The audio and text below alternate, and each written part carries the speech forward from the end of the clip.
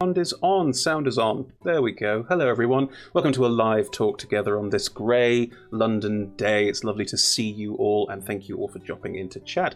And welcome to our guest, Julian. Would you like to introduce yourself?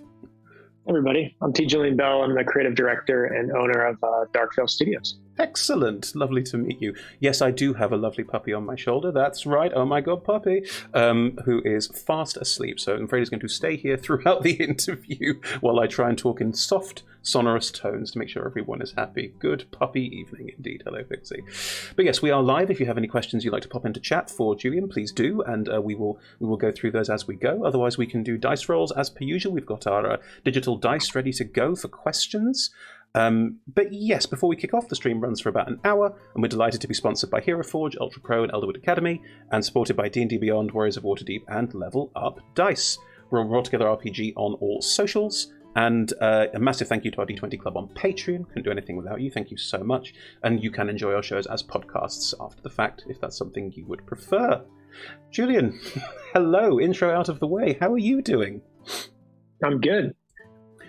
Definitely excited. I'm looking at the messages already. I'm like, oh, whew, yeah, time to get in mode. Live on the internet. It's just one of those things, isn't it? It's just one of those things. So, tell us a bit about Dark Veil, because we're talking TTRPGs, not D&D today, and it'd be good if our fans had a bit of an intro to it.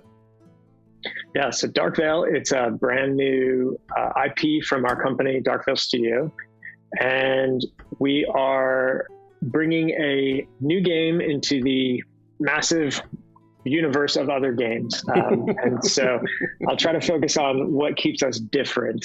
That might be a little bit more helpful. So Dark Veil is a universe that's fractured in time. So if you take the universe and you cut it into a lot of puzzle pieces, think of the entire universe like one giant puzzle. Mm-hmm. Now, take every moment in time and split it into puzzle pieces as well. And then jumble those puzzle pieces up together and reconnect for one remaining puzzle. And that's the new universe that we've created with Dark Veil. So it has elements of Steam eras, elements of Fantasy Kingdom eras, futuristic space eras, and all these different moments in between. Now, if you take that same idea and every single puzzle piece, all the edges of the puzzle where you would cut it out, mm-hmm. that's actually covered by what's called the veil. It's this purplish cloud of smoke that separates each one of these sectors from the next one. So the time event occurred a year ago from where we start the game, and that time event rippled throughout the entire universe and separated all these different eras of time and then rebuilt them in this new version of the timeline. Mm-hmm. The veil itself protects and it imprisons each one of these sectors. Mm-hmm. And so the factions have gotten together and built gateways to connect these different sectors of time and cut through the veil itself. And so now they're connecting these different cultures and factions throughout time. And the story is surviving in the factions and the interplay of all these different time periods, mm-hmm. working together, working against each other, mm-hmm. And the dark veil itself. And so the veil is the big bad of the game. Ah. The veil is not only a protector, a wall for all these different sectors, but it's mm-hmm. also, if you were to dive into it, a super highway to everything else that's not in our universe, alternate dimensions, and it's the infinite realms. And the infinite realms were also affected by this time event. And so those infinite realms are sectored off as well. So they could be a shadow realm or a demonic realm or a realm of sorrow or a realm of light, wow. Realm of different types of magic. They're infinite. There's all sorts of different ones to pull from.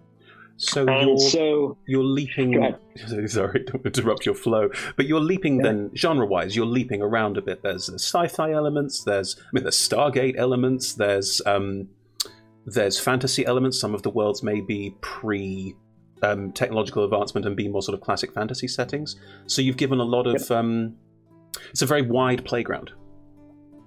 Yeah, so the idea is that, it's not really a genre mashup, if you will. It's more of a survival mashup of factions trying to rebuild and work together. So the factions themselves are not all just focused on one time. Mm-hmm. So the Order of the Veil is built upon the space era that they come from. However, they're now allied with other different time periods to build gates within their sectors to connect commerce and trade. And then there's groups that maybe have a sci-fi faction time period, and they've got this nation, but it could be like a cyberpunk, really run down, cold, frigid, dystopian period where the economy is just nothing. But they might be allied with an early kingdoms era that is, prosperous and has a great economy. So now they're functioning off of crowns, which are the coins of the early kingdoms era. And they have a sector next door. So why don't you join that faction? So there are all these different faction interplay. So it's more about the last year, who's mixed and matched between them. I see. So you would have these organizations like an underground group like the Heteria Grimm, which is the Grimoire Magi's organization. They're demon hunters. So they basically hunt down creatures from the Veil that are coming through, capture them, and they'll actually put them into their tomes, their grimoires, or they'll put them into their weapons or their gear, and they'll use those demonic dark souls to power their magic. And there's a whole bunch of different magi organizations and groups. And so that might be one faction organization that's now working with other organizations throughout. So your character might be Heteria Grimm or Magi that captures demons from the realms, and you could be a character that originally started in the Kingdoms era, the earliest eras of time, but you work for the Order of the Veil faction from the space era. So your character's got all these different connections and links, which drives their background, it drives their story, and all the different plot points that can be hooks for that character throughout the adventure. It reminds me a lot of early, Spelljammer originally was 2nd edition of D&D, but, this idea of so many different worlds and places, and then all these factions that intersperse between them, and how they all interconnect and correlate, and these long, winding, arcing narratives that can form out of them. Yep, and the Dark Veil IP itself, we're starting with a role-playing game. Yeah. We have a board game next year that's already in heavy pre-production that we've done testing on for the last couple of years. So I'm more excited almost to get to the board game. But the TTRPG is the base. It's the lore, it's the world, it's the universe to build. So we wanted to do that first, build up the lore, build up the universe. So then when we introduce the board game, players can say, "Oh, this character is so and so. They're the ambassador of Eastern Avalo, which is Sinfel, and she's the narrator of our trailer." So hopefully the audience will be familiar with some of these legendary leaders kind of moving forward, or these heroes emerging. And then that board game will make that much more of an impact to some of the hardcore fans. So that'll be next year. And then we've got some novels lined up. Oh, great. We have a pre-Dark Veil novel that takes place the years before the Dark Veil, and I won't spoil anything about the novel, but the second novel takes place with the Dark Veil events, and then the third novel will be, post Dark Veil. So that storyline is kind of connecting the universe through Dark Veil with the novel series there. There's another novel series that hopefully we'll get around to writing, but that'll be in the future. That's great. We'd love to do, miniatures as a full-time part of the business. We'll have 10 miniatures right out the gate for the Kickstarter. Hexy Studios is doing those for us, an incredibly talented team over there based on our concept work. So we have some really great miniatures. You can see some of the concept work on our website. I've thrown a couple of links into chat to Kickstarters and that sort of thing, so everyone can see what you're working on and how it's going. Yeah, so, the TTRPG, the miniatures, the board game, we're really just pushing that brand as far as we can go. And, there's a lot of other things that, we may or may not do, so I don't want to reveal too much on that, but just think of, how far you can go with a really great IP today, and that's where we want to go. And the IP is based on, this is effectively a 2nd edition part to a game you previously worked on, is that correct? Yeah, so Cromore came out 2014, way back in the day. So the universe of Cromore is what is the base standard for how we created Dark Veil. However, we ideally blew up Cromore in creating the Dark Veil because we're literally taking all the best parts of what we thought was great over time and rebuilding them. So, and the novel has a ton of great lore in it that we'll be releasing next year. Avery Bishop Chronicles is the name of that novel. or that's the series, the Avery Bishop Chronicles. The first book is The Renegade. And so all of that content and all of that lore, the world and the universe is already well developed. So by creating Dark Veil, it was really that aha moment when we said, okay, this event is going to now set the stage for these great adventures and stories that are much more focused in. Cromor was this 10,000 years, play as you want. It was really a GURPSy kind of style of like toolbox. You figure it out, you make the adventure and the world. Here's the starting point, here's the timeline, and go. And with Dark Veil, it was really this, okay, we're going to take the best moments and we're going to give you this day to start your adventure on. Everything leading up to that day. And we really just focused in on the factions and organizations, what the player can join, and what they can do with their characters as they progress. And we haven't even talked mechanics yet, so let me know if you want to dive into that world. I mean, that's a really lovely overview for what you're doing. That's really great. As I say, I'll put some links into chat. I'll just do so again so we all have access to them so people can check out what you're doing, check out the Kickstarter, make sure they're involved. And what do you do on Kickstarter? I'm sorry, I'm not brilliant at Kickstarters. Do you sign up as a pre-thing? Words. You do a thing. Yeah, so what we need right now, so we're a brand new studio. We've effectively been around for a year. The studio name, we've been working on this game for a couple of years now. The universe for a decade plus, I could say. But the follower base for Kickstarter, we need people to follow us if they're planning on, checking out Dark Veil. Whether you're going to back us or not is your choice. We'd love for you to back us and see the different options that we have. We're going to have a PDF version if you're just a PDF person. We'll have just the book version if you just want the book. We have an adventure pack that's going to be the books. I say we have an adventure book that's going to run about 120 pages, we think, which is the preview for that adventure is actually on the website as well. You can download it for free, including the quick play right now on our darkveilstudio.com, and get a whole bunch of info about the Kickstarter. Get your quick play, get your preview, really kind of see the universe, see the feel, get the quality level that we're presenting with this product line.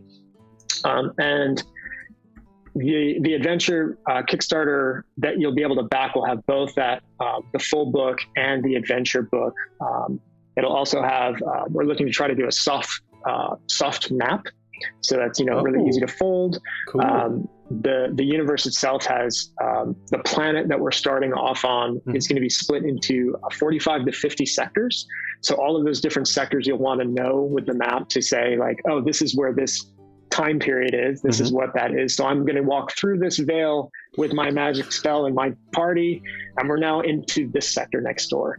So you're sort of that's all really important. You're presetting the world quite nicely, then give people a lot of scope. Yeah, and cool. The really cool thing that still has that little moment of this is my like old school homebrew thing that we just had to put in is that there's also dark sectors. And so dark sectors are areas of the map that are undefined. No one knows how far back they go or how far forward they go. And so it's really could be anything you want it to be. We'll be releasing content in the future to fill those dark sectors. But if you have a homebrew world or something that you've built and you go, I don't like running anything outside of this world that I've already built, you could drop it into that sector. And now all of a sudden your homebrew world and your group that's like, I kind of want to play Dark Veil, but we got to check it out. You could throw that in and divert your group through a veil wall that just appears all of a sudden through the time event. And now you're part of the Dark Veil. So that's like that homebrew, like, here's your way to bring it in. Well, yeah, I mean, it's lovely. I love that this is now a TTRPG thing that happens more. Like we've had D&D, because we do spend a lot of time doing D&D, brought out a spell called Dream of the Blue Veil in a recent book, which is literally do you want your material plane to sort of co-join this one? Do you want to just smash your players into this world? Because now you have the ability to do that. And I love that idea that all of our homebrew worlds are effectively one massive multiverse, all interconnected, all different systems where you can jump between if you want to. That always makes me very happy, the thought of that. Yeah, and Earth is part of this universe, right? So the planet that the game takes place on is it's many AU away from Earth. So like astronomical units, like very, very far away from this solar system, but it still exists within the galaxies of our reality. Yeah. So the Avery Bishop Chronicles, that novel, starts on Earth with Avery, the lead hero of the protagonist of the book, and then based on the circumstances, I'm not going to spoil anything for this book, ends Avery up on the planet pre-Dark Veil. So when Avery arrives on that planet, it's this shock of like, this universe I never knew existed is here, and here's this whole other place and dimension. And it basically opens the door for us in terms of storytelling that Earth as it is today is still part of that universe. And the world itself is actually the timeline of this other planet. It's a refugee planet on the other side of the universe where all these different ancestries, we call them. So we don't call them race or species. We actually call them ancestries. Fantastic. So human ancestries have been picked up in our time period, our actual universe, thousands of years BC, and then post, I think it's 20. Don't quote me on the numbers here. A Cromore fan's going to come and check me. Something around like 2500 AD. So there's these two different moments in time when the Earth ancestry humans have been dropped on this planet. So the cultures of Earth are familiar there. So we have things like horses, we have things like animals from Earth, we have things like humans with different cultures from Earth, and some of those concepts. But you also have these alien ancestries as well, which these really diverse own cultures that we've dropped from other planets that maybe had some sort of cataclysmic event that caused them to all get to this planet as refugees. And I suppose the beauty of doing it as lineages, which like that is the way forward, and I'm glad to see other games going in that direction too, is you can probably combine them and therefore have some elements that feel very at home, like something where someone can go, I understand what that is, that's a horse. And then some elements where you go, it's completely alien and different, and therefore the ability to mix and match just expands further and further. And there's a definitive lore for the universe and this planet as well. And it's a Cromore planet. It's called different things. Cromore is what they call it in the early eras. And it's one of the reasons we don't go by, it's not a Cromore second edition. We blew it up. I created it. I can blow it up and do whatever I want with it 10 years later. And then the middle eras actually refer to the planet as Gaia. Which is a lot more of like an Earth-based reference of like this place. And then the future space eras actually just refer to it as a number within the solar system. So, the fact that they have even different ways to call it, there are, I think in the quick play, there are something like probably 30 or 40 different languages. And so linguistics is this wonderful skill. Let's get into the mechanics of the game, because I think that's going to help people see where the story really works. So we didn't want to just create a setting and a system, right? That's just not, you can create a system and a setting and kind of mash them together. But from when we wanted to get back into this and do this, we said, we're going to do a couple things very, very deliberately. And one of those things is that the system that we make has to constantly draw back to the veil and this idea of the dark veil being surrounding all these different civilizations and these different nations.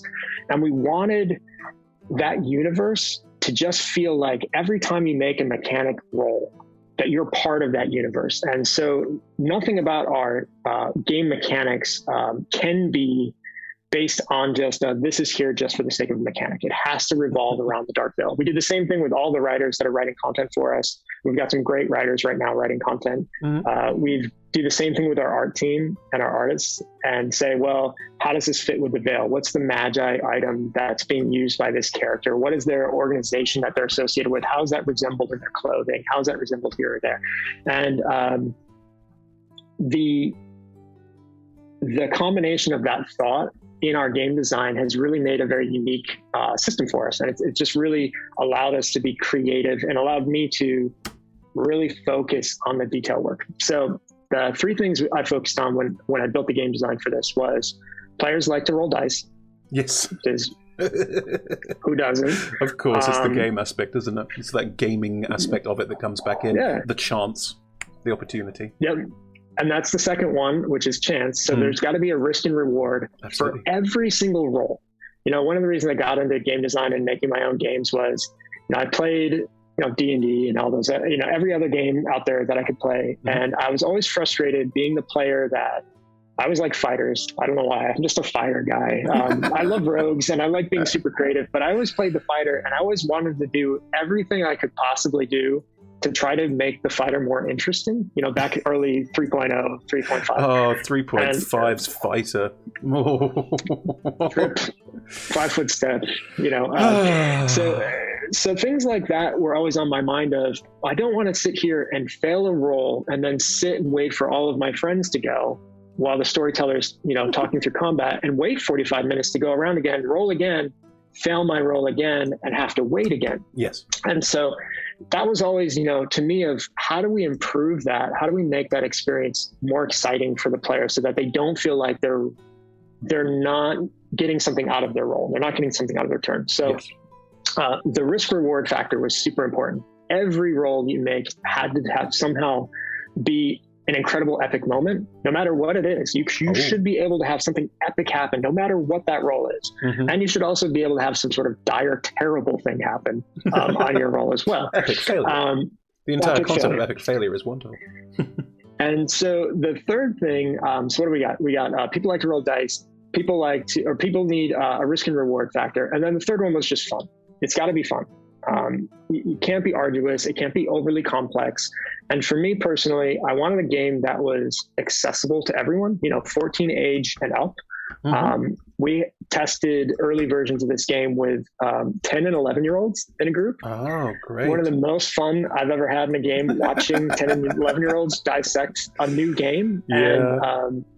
And it makes you think as a game designer in a completely different way of how an 11-year-old is taking the moment, that story, and then looking at their character sheet of like, well, where do I put my ammunition? We put it in the gear section. Well, there's no spot for arrows. How do I count my arrows? And it's like, well, don't worry about it. We're not going to, but I need to count my arrows. How many do I have? And the TTRPG design moment when the designer says to the player, don't worry about it. And you see them go, yeah. I need to worry about it. And suddenly, why do I play games where I worry about it? Like, different strokes for different folks, of course, but I do love that there are, like, I love D&D, as everyone will know. I'm an avid D&D-er. I play it on the internet. But it is lovely to jump into a TTRPG that is not D&D and go, spell slots aren't a thing. Oh, cool. Yes. Okay, what am I doing? I'm doing all the things because I'm don't need to worry about it. This is just part of the design, part of the set. So I love that you said spell slots aren't a thing, because spell slots are not a thing in this game. So yeah. I'll break down the mechanics really simply for everyone. I'm going to teach everybody that's watching right now how to play this game in about 5-10 minutes. Brilliant. And you can go to our website and you can download, you can go to our store and download the quick play and the adventure preview if you're a storyteller. If you're a player and you want someone else to run it, don't spoil the adventure preview. Have your storyteller read it. But the artwork's really great. So after you play it, check it out. There's some really great stuff in there. Mm-hmm. But go ahead and if you become a member, you can also download from our free preview section in the members section. It's virtually the same thing. It's just whatever you feel more comfortable doing. But you can get all this for free. There's about 50 plus pages of content there for you that we've created for free. Link into chat again so everyone's got it. And the member section, you can actually join, and under the free previews, there's pre-generated characters. They're also on the quick play, the last 5 pages. But if you use the free preview section, you can click on it. It'll open it in your browser, and you can actually fill in fillable form on the character sheet. So it's just a really efficient way to play the play test as a player trying to check it out. Mm-hmm. But you'll see on that character sheet, there are only about 26 skills, I believe, 26 to 29 skills. Right. Each one of those skills makes up your character. There's an origin background that gives you a breakdown of what your character started, where they're going, defines their journey and their path, and helps the player really kind of figure out who they want to be at the beginning of the game. Mm-hmm. That origin path takes them through a couple questions of what was your education like? And you choose an education there that can define part of your character's backstory. And it'll give you a slight benefit or, wherever that is. And then you continue on and you join an organization. And so there's no classes in this game. Mm-hmm. The organization, we have 20 of them that'll be player available for the first book, maybe more depending on how our Kickstarter goes. But each organization is a specific group that's existing right now during this Dark Veil event in the universe that have emerged. These are groups that are either magi organizations, they're underground, like thief type guild organizations. We've got the Shadow Market Guild, which actually has a really, really great organization, the Spectre, which I think one of our pre-gens is a Spectre. Cool. They're basically a spy, but they're not allowed to know any other Spectres within the organization. They don't know who is a Spectre, who's not. They just get things handed down to them. So that sometimes they don't even know if what they're getting is actually from the Shadow Market Guild. So very, very interesting, unique character to play where you don't want to tell anyone who you truly are, even though you're pretending to be these other characters while you're in this group. The whole don't look at my character sheet character. There's always one. Yep. And so there's all these different types of characters. There's the Ansuri Clava, which are the Tempests, the Elementalist Club. So the Ansuri Clava is the Elementalist Club. Underground, basically, if you think of like a Fight Club underground clubs, it's the Elemental Clubs. They just get together, they do spell work and magic, and they just share these spells with each other. And so that's part of that game mechanic I was talking about that's built into the universe. So you've got these 26, 29 skills. Someone can do that actual math for me. I couldn't tell you what it is. My brain's too full of Dark Veil to remember. And each one of these skills has a set number of D6 dice. And so those D6 dice you roll when you're making a action in the game. And there are two different types of actions. There's a full turn, where you have 3 actions you can make. And each one of those actions is a different skill or the same skill, depending on what you want to do.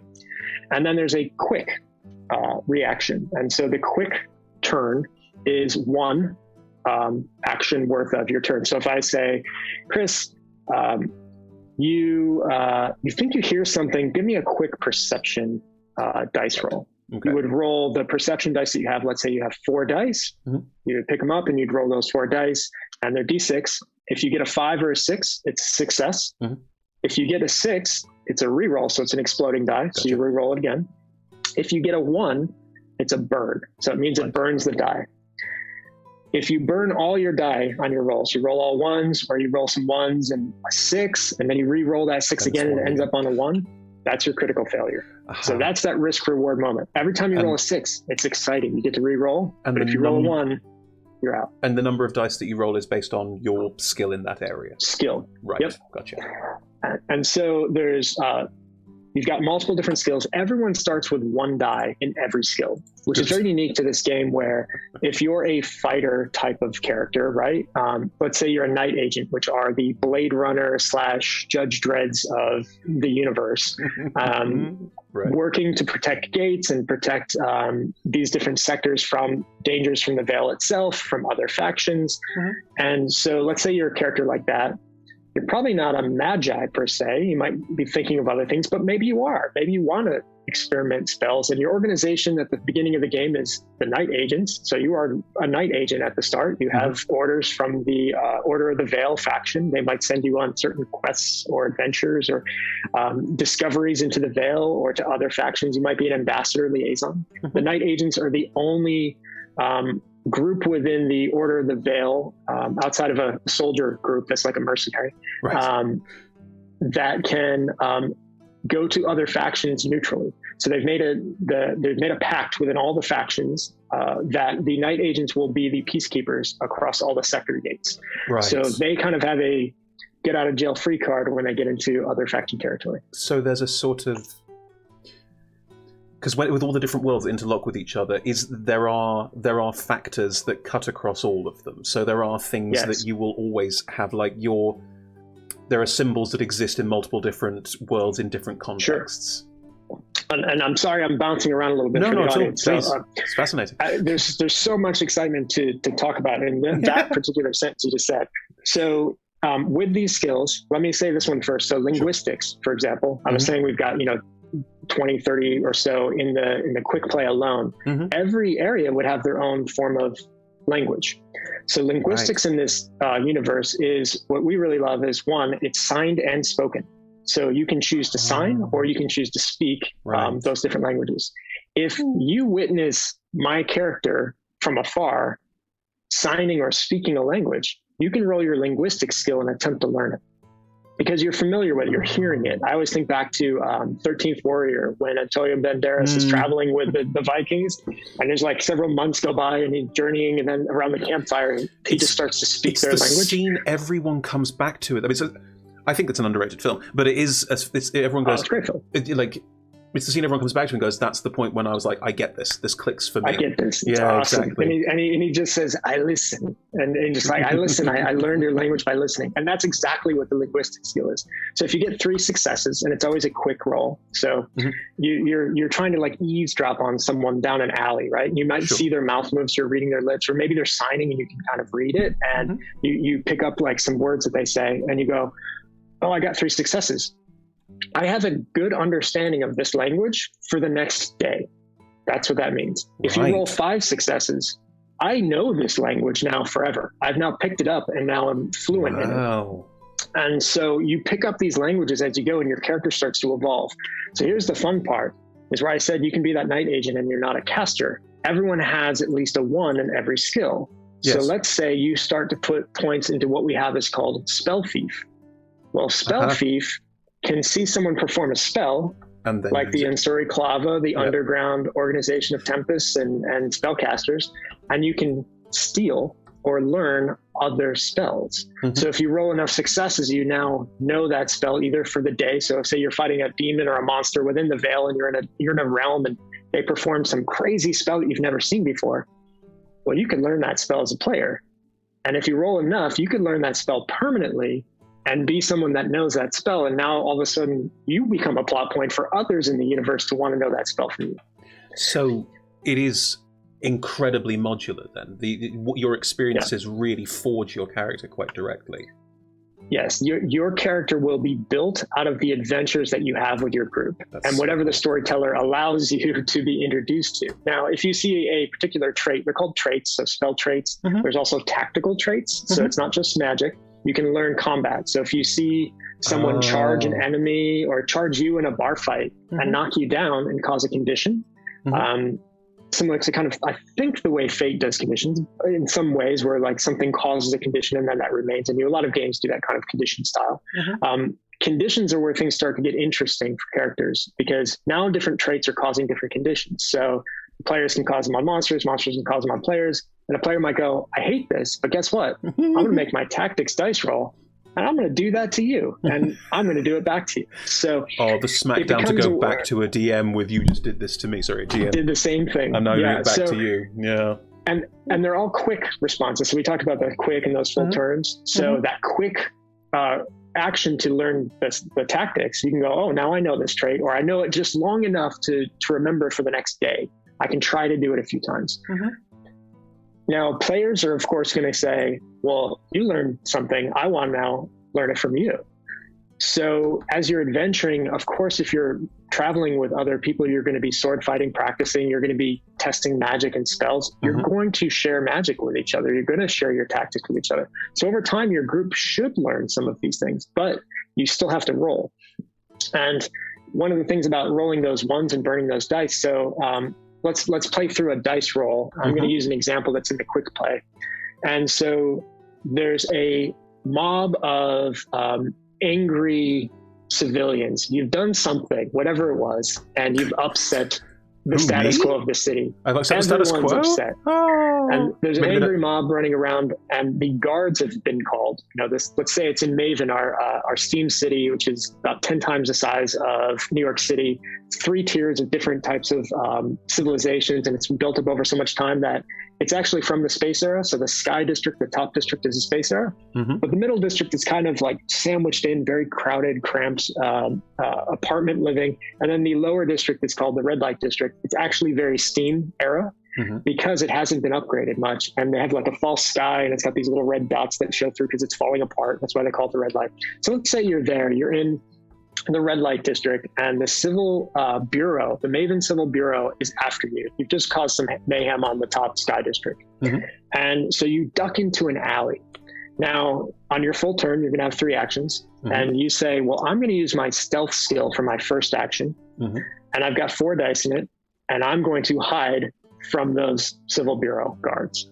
And so you roll your 4 dice, and you get 3 successes. So a stealth skill is used as a face-off. So the opponent gets to use the same amount of actions you did to try to see you with their perception dice. Gotcha. Now, if you wanted, you could say, I'm going to do all 3. I'm kind of not, I don't think I'm that good at it. I need more successes. Sure. But by rolling 1 action, you're actually setting yourself up better, because now they only have to roll 1 as a perception face-off.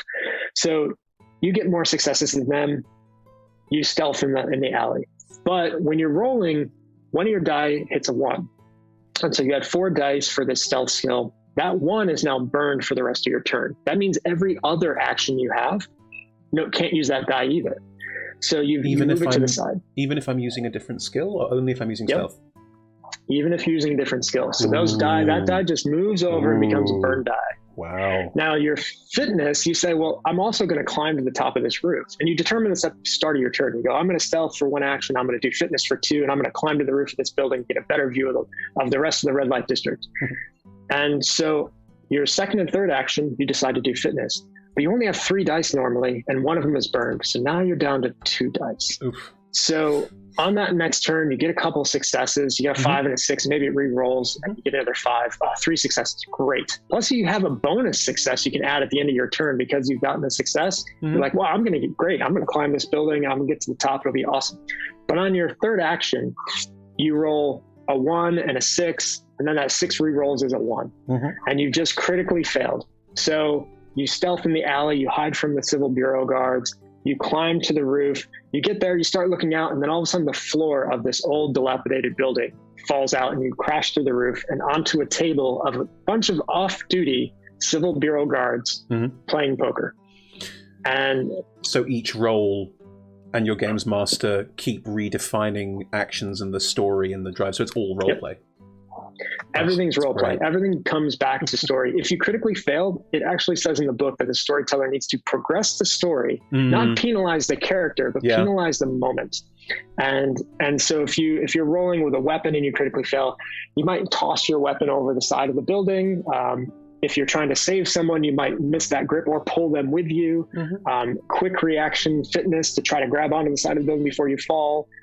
If you cast a spell and you critically fail a spell, there are certain rules in the book that actually define, there's a large section broken out in the quick play as well, to say, if you're casting veil magic pulled from the veil itself, so using that environment, again, bringing it all back to the dark veil, if you cast that magic and you critically fail, you can tear a breach in that veil to another realm, and something might come out of it. And if you look at the first page of our website, you can see something coming out of a breach. And there's a gate there, and that's actually a shot from the adventure. So spoilers, it's a scene. Don't worry, it's in the very beginning. But the gate itself only gets you between 2 different sectors. If you tear a breach, now there's a whole nother realm that's coming to you, or you can go there. You could, I've done everything from move the veil wall so that the players don't have a chance. I've taken a building and someone mismagicked their magi spell. And it was a teleportation type of magic. And took a ring around them up to the successes times meters that they did. And took the entire building and all the accoutrements of that building and even the light pole outside and teleported it to a random realm within the veil. And just dropped them there and said, okay, well, now you have to figure out what to do. And one of them had a vehicle, and the vehicle was even cut in half and transported with them. So you can pretty much do whatever you need to do to keep moving the story forward and just keep pushing story on the characters. Are these, do you have random tables, or is it all down to GM fiat? Yeah, so it's down to the storyteller. What we're looking at doing, in the future is, the first book that we're putting out is the core book. It has everything you need to play, has a ton of lore content, lots of organizations and factions. And like I said, there's no classes, there's organizations. So even in the character breakdown, you're getting lore with every single piece of this. And the traits, there's 150 plus traits right now. That are all just loose traits that you can pick up and learn. So those are all things the storyteller can pull from. You've also got locked traits, which are unique to certain organizations. So once you go to that organization, they teach you something that no one else can steal from you. No one else can learn. Just people in that organization. And then the tactical traits, of course. So all of that makes up a ton of information there. Every NPC and enemy we provide have a stat block and a couple unique traits for them. How you create monsters is one of the best things about this game in my mind as a storyteller, is that you can do it in seconds. So you literally decide, so the player has these, lots of skills, but there's a common group of skills, there's a combat skill, and there's a magi skill for those groups. Storytellers only need to come up with a set number of dice for common skills for that enemy. So instead of creating all the little details of that enemy, you say, well, this enemy will have 3d6, three d6 dice for their common skills. They're a pretty beefy, strong character, so they're going to have 4d6 for their combat, and then they're going to have 2d6 for magi. And that's it. And then you add your bonus successes as the thing that makes it unique, and the traits that make it unique. How many actions does that enemy use? What is their defense? How many life points do they have? And that literally is what creates an enemy, and you can do it on the fly. So as a storyteller, you're just creating these things of, I can tell the story. I don't think I've ever predetermined where my group was going to go, because they always change their mind, right? You don't want to follow them. You don't have to railroad them. We specifically focus away from railroading. You know what the universe is doing. There's always this story going on within the universe, because we're going to give you that lore, or you can just create your own. And so what the player decides is really just, I'm going to go over here. Well, great. There's something going on over here. And so I'll create an enemy or a monster to fit the story, and I'll keep tying this in. Every moment is spur of. Everything drives into that next. Yeah. That's such a cool system. The hardest thing about playtesting this game was that the first 10 sessions, I think we had 2 combat moments, and it was really bothering me as a game designer. I was like, we got to test the combat. We've got to try, start smashing something. It hits you, you hit it, you hit. And we realized it was oh, that's not at all what we should be doing. We should let that story go, because now almost every conflict is what we call a combat moment, is time of 30 seconds to a minute of a bigger scene that needs to be controlled. And that's players, enemy, ping pongs back and forth. And so every player might say, oh, I'm going to go first. I'm going to do this thing. It's going to set you up. And so you kind of figure that out as a group, and then that plays out. And then the enemy goes. The enemies might be groups. So that angry mob chasing you is one group. Just one. The civil bureau is one group. One group. Right. Okay. And they have one die roll, but it's against all of you if you're all available to hit. And there's no movement, so it's all role played. So my character's going to be at the side of the building. It's all narrative. I'm going to hide behind the building, right? Or my character's just in the middle of the street. Well, your character was in the middle of the street, and the angry mob's in the middle of the street. So you're probably going to get hit by this angry mob when they attack. The solo enemies are kind of the boss of that scene. So they're the character that's you built up a little bit more in the story, the lore. They mean something. Maybe there's something more important with them. But as you're defeating these mobs or these groups, it's not about I have to beat them down until there's none left, right? Like most games, you have 0 hit points. Oh, I still have hit points. Great. Well, good. It's about, oh, okay, well, you got 3 successes. As a storyteller, I'm like, okay, that hits 2 life points. You punch that guy in the teeth in the bar fight, and teeth go flying, and he falls to the ground unconscious. His friend gets up and grabs a bottle, breaks it on the bar, and charges at you. And so you're slowly just building this epic scene of all these people fighting, and that mob mentality of the mob group or the mob scene of 7, 8, 9, more people come running from outside. You see more of the gang show up, right? But your stats are still going the same way. So the storyteller could add more to that. They're like, well, we've got a couple more people. I'm going to add some more life points. Or they could just be super polite and be like, I'm just going to make it feel like it's more dangerous than it really is. The players start freaking out. And so as you defeat them, they don't have to be at 0 life points. They could just start running away, or you could use your other skills. You don't have to use combat skills. You can use magic to build a wall of ice between you and them. You could get some of them on your side with presence. You could be part of or part of an organization that would work really well with them. Say, hey, whoa, look at my documentation. I'm one of you. You should fight with us. And then you turn on somebody else. So it's really a game that it's so much fun to run. And that's kind of the key element I've heard, through every playtest. It's like, wow, this is really fun. It didn't feel like there was work, and we got a lot accomplished. That's always, one of the really cool parts of the game. And it doesn't take much to teach. Simple, you can pick it up quick. As a storyteller, I can kind of run it on the fly. I don't really have to prep for anything. That is valuable. That is extremely valuable. The ability to go, hey, I've just got this now. It is in. That is a very valuable tool for a GM. Can confirm. And one of the things I left out was documentation, super important as well in this universe. I think that is a key, really cool, fun part of it, is that every character needs documentation, whether it's forged or whether it's legit. Right. And there's an investigation skill that actually can check to see if your documentation's forged, and you can use the talent skill to actually forge your documentation. So if you're going in between all these gates, between different sectors, the Order of the Veil and the Night Agents are actually monitoring that. And so they're making sure you're not bringing illegal things, or you're going to do something bad, or you're part of a bad group. And so that documentation becomes another plot point of the game to just keep it moving. There's a core structure to what you're doing here of simplicity, of clarity, and then adding in those levels of some complexity, but it's complexity based around what I would call real-world complexity.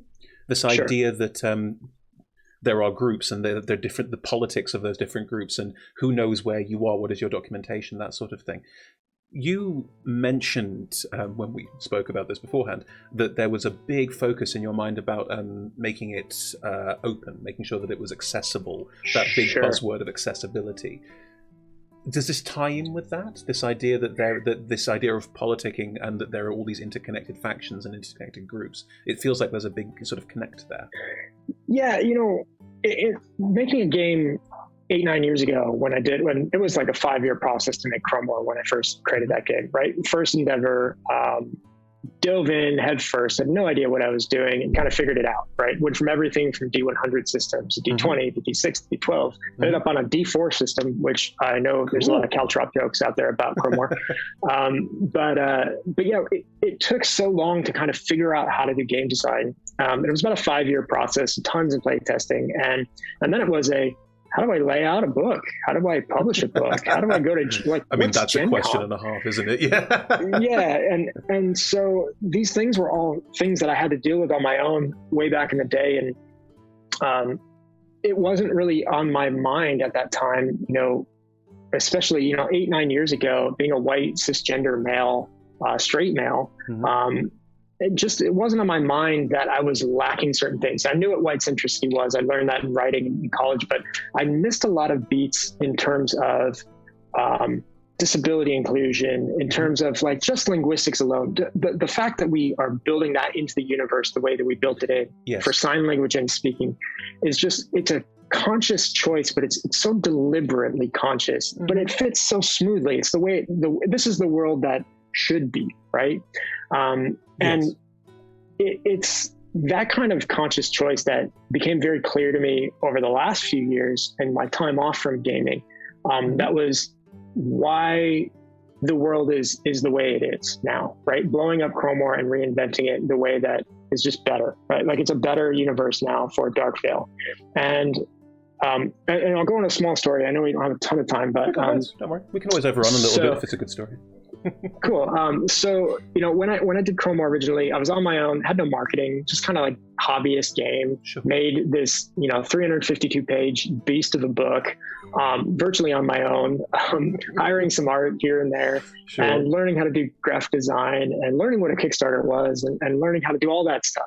And I'd already been a project manager, worked in the entertainment industry and film and TV for about a decade prior, and actually left the film industry because I didn't care for the culture. It was just very, rough. You were not alone in that. Yeah.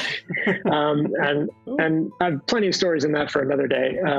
But I left the film industry and said, I'm going to do this RPG thing, and I'm going to do this full time. So I actually, had enough saved that I could do that for a couple of years, and thank goodness my partner, she was so great to let me do that for a couple of years to make that game, and made a couple other card games, and kind of experimented in the world of gaming. And did that, went to Gen Con, ran I think it was 5-6 games a day, with 8 or 9 people, I'd run so many games for that first book. And I was like, this is how you connect with players. You run games for them, you teach them the universe and teach them the system. And it was a fun way to do it, but it was very kind of what I'll call hobbyist kind of love for the gaming industry and love for the product. And I went back again to Gen Con the year after, and this was about 2015. And this is the second time I've been to Gen Con. And at that point, I had a booth. And so I kind of had to fight and wrestle my way to my own space and start selling. The cons. Well, they are what they are. And in our area, we're in Wilmington, North Carolina. So, we're a little ways away from Indianapolis. But, we would go to whatever convention we could. We'd do pretty well. We'd always break even or above. And that was awesome. And, anime conventions were like the big, like wow, we've tapped into an unknown market. Anime conventions are like really hip to gaming because you're always like the only game company there. And so note to all of you studio people, anime conventions, big spot. But I went to the second Gen Con, and this is going to be a little bit of a story. So if you have trigger issues with disability or neurological things, just want to give you that heads up right now if you need to thank you for highlighting, get in the right mind.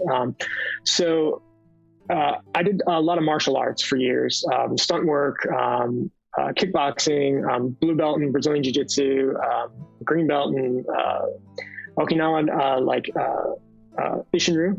And I've just done a whole lot of different martial arts for TV, kind of little bit whatevers, falling on the floor, pratfalling, or doing stunt combat, sword work, knife work. Really liked rapier at the blade. Fell really hard in college at about 19, ages ago. I'm 39 now. So about 20 years ago. So I fell really hard on my neck and back and really got injured, and spent most of my 20s kind of recovering from pain, going through a lot of, New York State in the early 2000s, dealing with kind of a crisis with pill management that we have here in the States. Yes. Vicodin, drinking, whatever I could do to fix my pain, kind of just medicated myself. A lot of why I got out of combat, being a stunt, I wanted to be a stunt performer when I was in college, went to school for theater and ended up with a production and design degree, and did film and made my own movie, and all sorts of crazy things happened. And got into this world where I was just in pain all the time, and I was dealing with pain management. So this gaming really got me out of a lot of that, because you can't really do a lot when you're gaming. You're just kind of here. So it's a good way to, get your brain out of it, get your emotions out, get that passion out, cathartic purging after a really great session. Yes. And so I went through most of my 20s kind of in pain and kind of struggling with that. And slowly, eventually, I met my partner, and she and I moved to Burlington, Vermont, which is an awesome little town in Vermont in the States, and lived on Lake Champlain, and just got in really, really good shape. And I'm not a big guy. I'm about 150 pounds soaking wet. And I swear to you, I trained so hard and got in such great shape with a bad back and a bad spine, and actually was taking a police test to become a police officer in Vermont. I didn't become one. I failed my polygraph, completely bombed it, bombed my name, bombed everything. Interesting. And here's why. We'll get to why. Oh, okay. And so I'd had issues with nerve damage from my original fall, and couldn't really identify it. And it was slowly starting to get a little bit more, like a little finger shake here, a little twitch there. Sure. And that test, off the charts. They put all the little wires on you, and the whole thing was, I was bombing my name, right? So obviously there's something going on with me. Aced all of my fitness stuff. So, I got in incredible shape. Ran a mile and a half in like 10:30, and at like 27 in the middle of the cold and the freezing, muddy, like mountain area of Vermont, just incredible shape, and then kept going. And so I didn't get this job as a cop. I'm really depressed about that. And I'm glad I didn't become an officer. I have respect for police officers, but I'm glad I took my journey in a different direction. Sure. And my body was telling me, this is not for you. And so I found physical fitness was like a way to keep my body intact, and to keep my body and like soul almost like just focused, like here's something I can do with my energy. And then I started getting back into role-playing games at that time in my late 20s. Chrome War was around that area, and Gen Con, then flash forward, I'm doing martial arts. I'm doing Brazilian Jiu-Jitsu and sparring with amateur fighters that are, taking fights that are, these trained by like UFC fighters. My Brazilian Jiu-Jitsu coach was BJ Penn's coach, just like crazy stuff doing with a body that shouldn't be doing it. And And then I get back from Gen Con 2.0, so the second time I went, and 15 hours a day standing on that floor at Gen Con, sleeping on a inflatable solo twin air mattress that deflated every single night I went back to the room, sleeping on another game publisher's floor of a room, a hotel that thankfully he let me stay because I had nowhere to live at Gen Con. This is the con experience, I feel.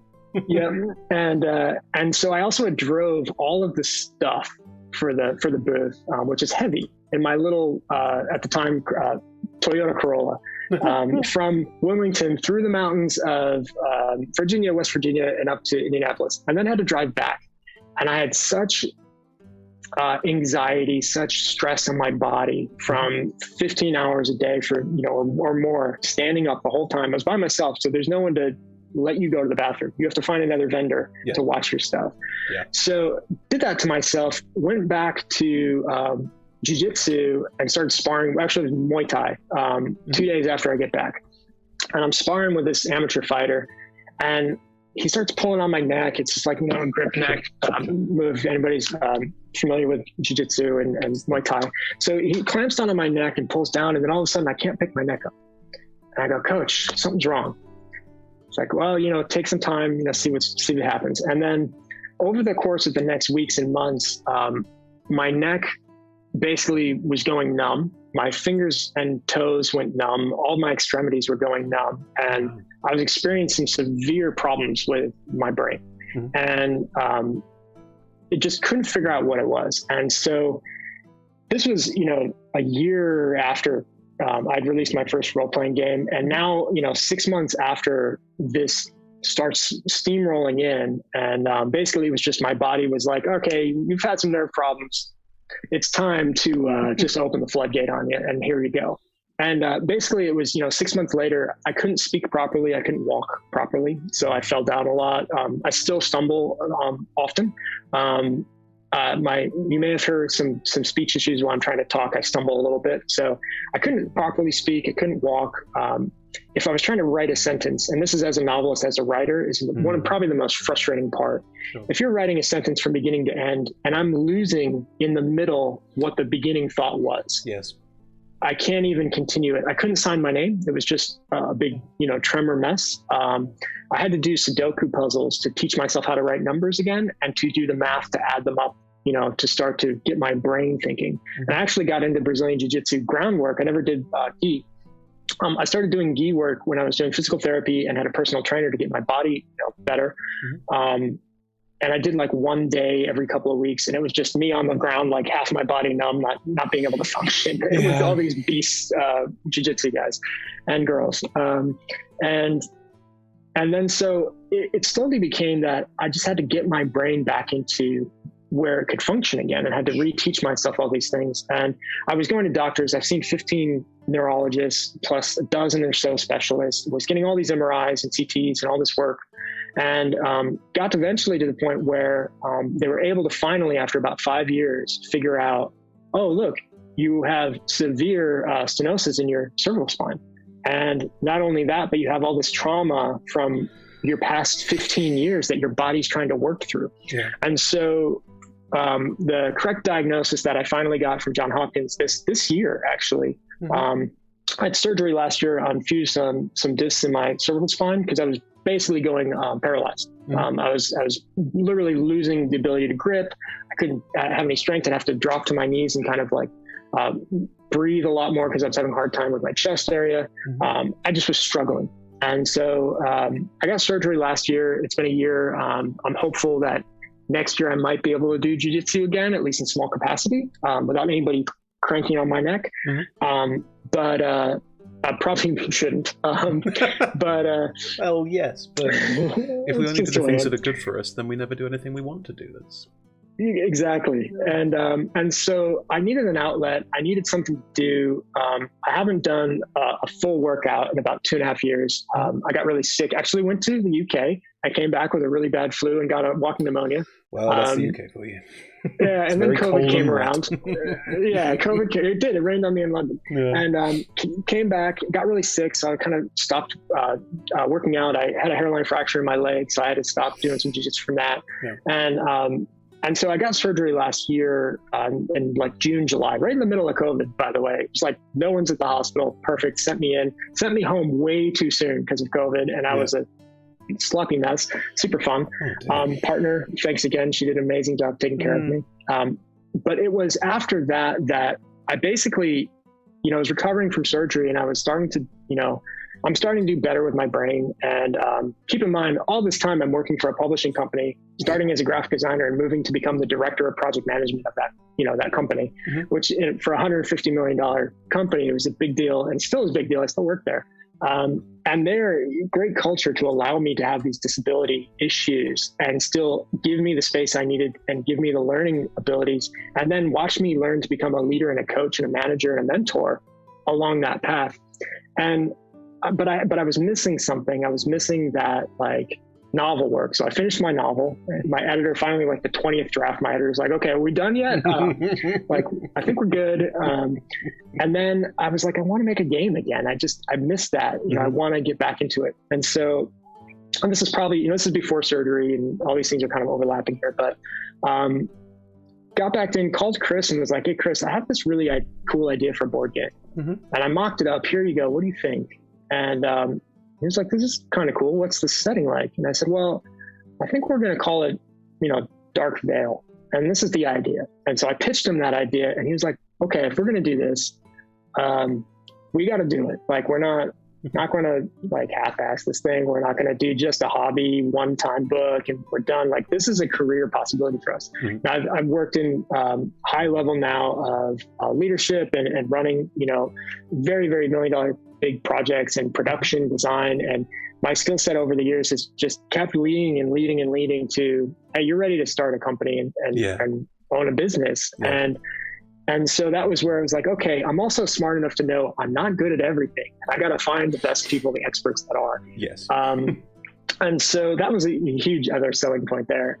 And so all of this has kind of culminated to me saying, all right, well, if I'm going to make this product and I'm going to make this game, I want it to be something that people like me, or, the new expectation and experiences I've had over these last years, they can still enjoy it no matter where they are. So I said, the simplicity of this game has to be something that someone with that kind of issue, that they can get to it and say, oh, I understand this. This makes sense to me, right? Like if they're having trouble speaking, they could sign if they know sign language, or they could play their character more mute and just talk or text through chat features. There's all these other ways to play this game, and it needed to be accessible to that. And then that just became, okay, great. Well, disability group, cool. We can try to get as much as we can there as possible within this game context.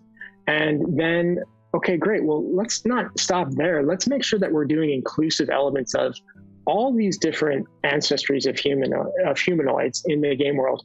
Let's make them look diverse. Like, let's forcibly choose to make sure that we're not missing a beat. And, Chris, our art director, and I will spend hours about like, we have these looks, we don't have these looks. How do we do this and make it so that it's not tokenism? It's not just like, okay, we're throwing a bone to this group that's always, ostracized.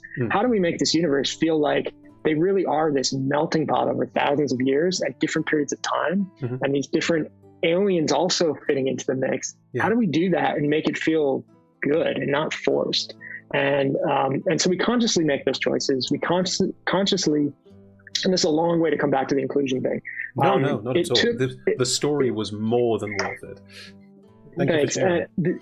The inclusion element of, disability for me, being able to say like, okay, well, I understand some people's disabilities, right? Like there's so many I couldn't even wrap my head around and don't know. I'm only can speak from my own experiences. And if I can at least address that much that I know, we can at least try to address as much more that we can from inclusion purposes. And it's not an attempt to try to be woke or to try to be any of these other things, right? It's just an attempt that it's a lived-in experience. This is the world we want to create, and these are the players and the people we want to have play our games, and we want them to have fun, and we want everyone to be able to play those games, whether they're 11 or 14 or or they're 50, 60, 80 years old playing role-playing games. we want it to be accessible enough that they can pick it up, they can play it, and then they can create this huge universe of their own within it.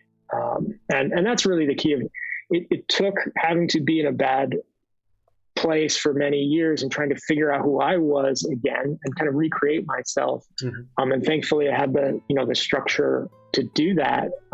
And to then focus on saying, okay, if I'm going to make a studio, or if I'm going to make a game, I'm going to make a studio.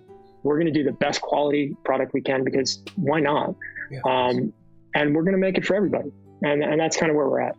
Which it sounds like you have done and are doing. I've popped the links into chat again, so you all can see them and join the Kickstarter. When does Kickstarter launch? So Kickstarter is September 15th. Great. So we need as many people. We're a brand new studio, right? We have some stuff out there. We've got some marketing out there. There's going to be some news stories coming out on some fairly prominent places. We've got some videos coming out, some other groups, not just us, talking about the game. But for marketing, we really need the community's help to say, like, yeah, we love the art.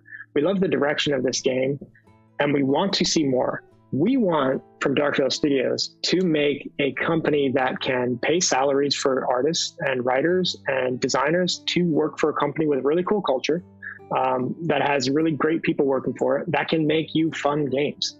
And we want to fill that company up with great talent that doesn't have to struggle to live, right? And to do that, we need to make Kickstarter successful. Exactly, of course. It's a traditional Kickstarter in the sense that we're not Viacom, we're not Hasbro, we're not these big, huge companies that have 100 million whatever subscribers to pull from. We can only pull as much as we have reached to, or that we've gotten reached to yet. So we really need all of you to, check it out, try it. If you don't like it, that's cool.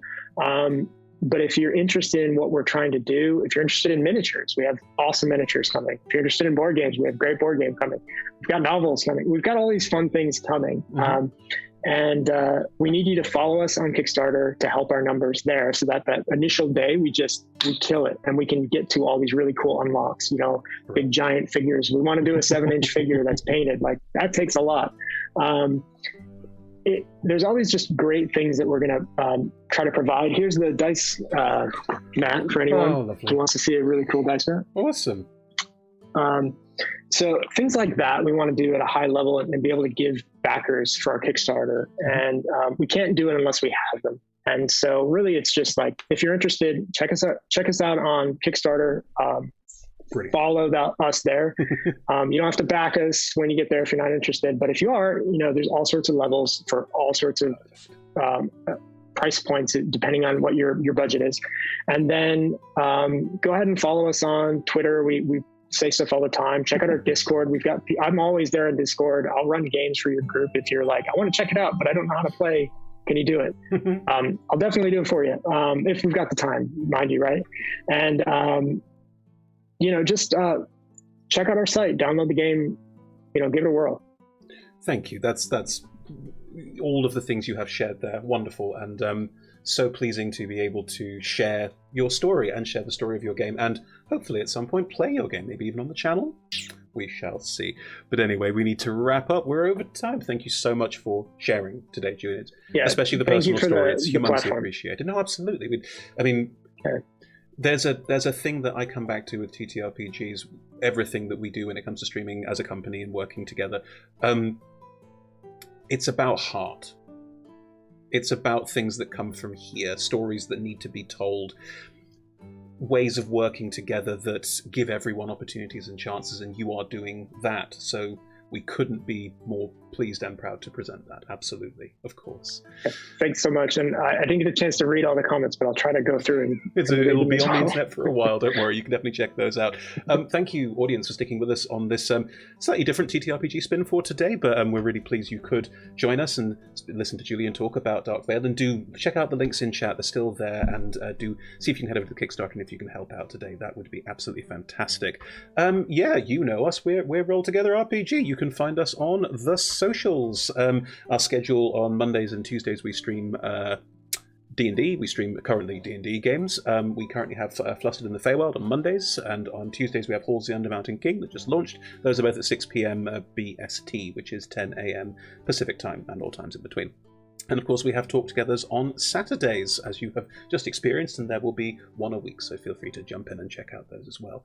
You can find us on all the socials. This is our Twitch account if you're watching us on there. If not, it's twitch.tv/RollTogetherRPG. All of our videos go onto YouTube as well. That's at youtube.com/RollTogetherRPG. And most of the shows come out as podcasts as well, so you can find all of those on various podcast providers. So please do feel free to check them out there if that is more your bag. Massive thank you again to our D20 Club on Patreon for supporting us in everything that we do, and you are so wonderful, and without you none of this would exist. So again, massive thank you for everything that you do. Well, I think that's all we have time for. Julian, thank you so much, and yes, an absolute pleasure to speak to you. Goodbye, everyone. That was great.